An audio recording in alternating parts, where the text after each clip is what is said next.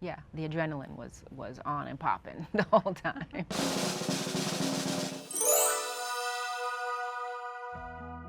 Yeah, Jackie Justice, when we find her, she's pretty disgraced. The unthinkable has happened. She has actually jumped out of the cage, and that's just not what fighters do. We find her living a very marginal existence in the beginning. She has dashed all of her hopes for the dream that she had of being a championship fighter. She was 10-0 when she jumped this cage, and she jumped the cage because she got pregnant, unexpectedly pregnant, and knew or felt like she didn't want to be a mother, and she didn't think she was capable of being a mother because she had no real mothering herself.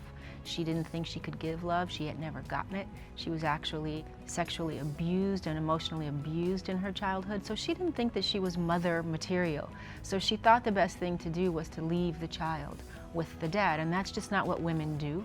So that haunted her, that pain, that guilt, that regret haunted her. So the next time she got into the cage, 5 years later, 6 years later, she wasn't the same fighter. She was now full of fear, full of guilt. And that fear and guilt caused her to run. And that's where we find her at the beginning of the movie, deep in that pain, deep in that guilt. Yo, that's Jackie Justice, right? She used to be famous. Yo, miss, this is you getting served? Yo, this probably why she quit. It feels really good to get the reaction to the movie, especially the fans.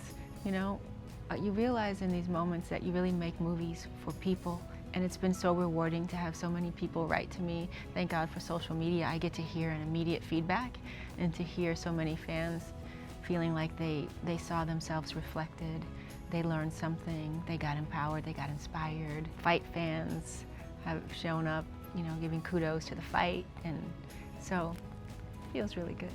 I'm always reminded of a quote that Maya Angelou said, and it became so true as I was going through this process, and that is, there's no greater agony than bearing an untold story inside you.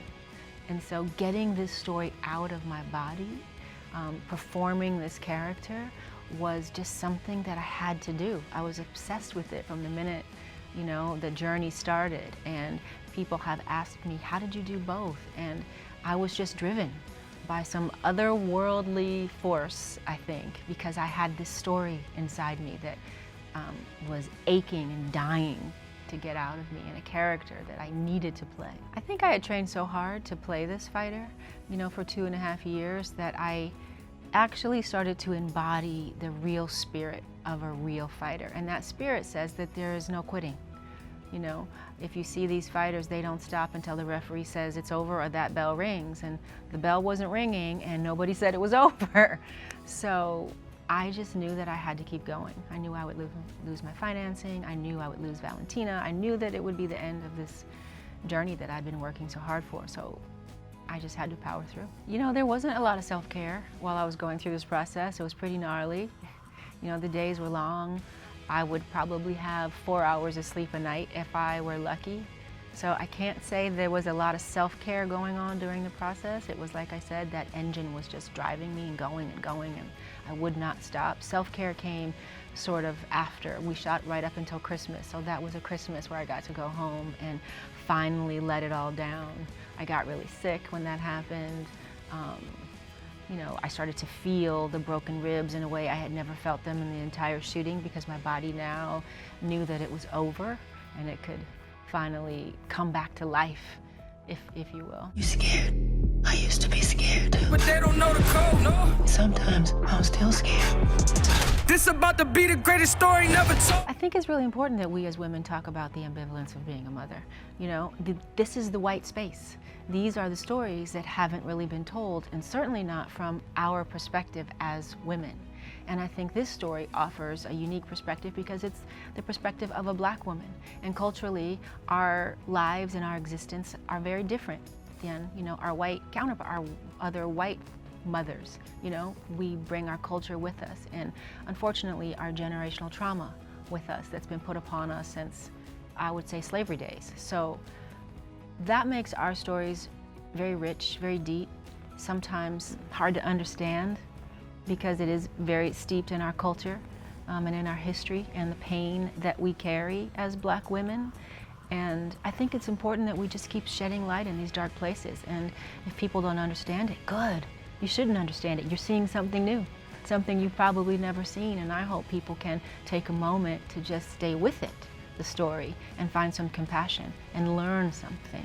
And I know this representation is important because so many people have reached out and said, thank you for telling a story that I relate to. I saw myself, I saw my mother, I see my sister, I see my aunt. Thank you so much for giving voice to somewhat of disenfranchised and the marginalized of the world. That's all I wish you did. I'm offering you a second chance. You gonna take it? Yeah, I'm gonna take it. I think as a director, I knew how important it was to cast the roles properly, to find actors, to cherry pick actors and take my time and find the right actors for the part. And so I found myself going to some theater actors and actresses and people that I knew not only had the acting chops, but embodied my version of these characters, that would make my job indelibly easier as an actor because they were already right for the parts when they started. And then it would be just nuancing them and tweaking them and, you know, playing and doing all the things that we love to do as actors. And I knew it was important to be collaborative with them, hear every single thing they had to say. You know, no one owns the truth. I know as a director, I certainly don't. And I've always loved when directors have come to me and said, let's collaborate on this. Here's how I see it, but how do you see it? And that we find a way forward together.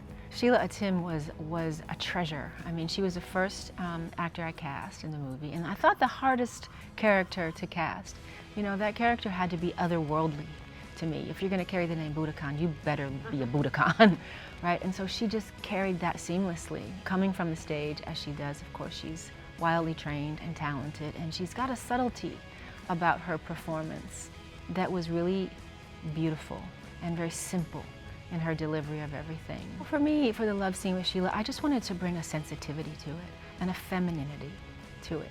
Because what the scene was about was my character, Jackie Justice, realizing that she needed love and tenderness and understanding like the air to breathe.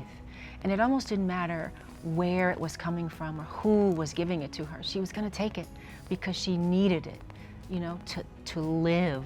That's what it felt like. She needed to be seen and heard and loved and valued, and she needed to release all of that guilt. So I wanted that scene to be very tender, very soft, very feminine, and I didn't want it to feel exploitive in any way, you know, which is why we only see what we see. It was really as emotional as it was sexual, and that's what I was hoping to get out of that scene. A real connection on all levels, not just a physical release, but an emotional connection that I think she needed to actually end up staying in that fight. I want to thank my entire crew.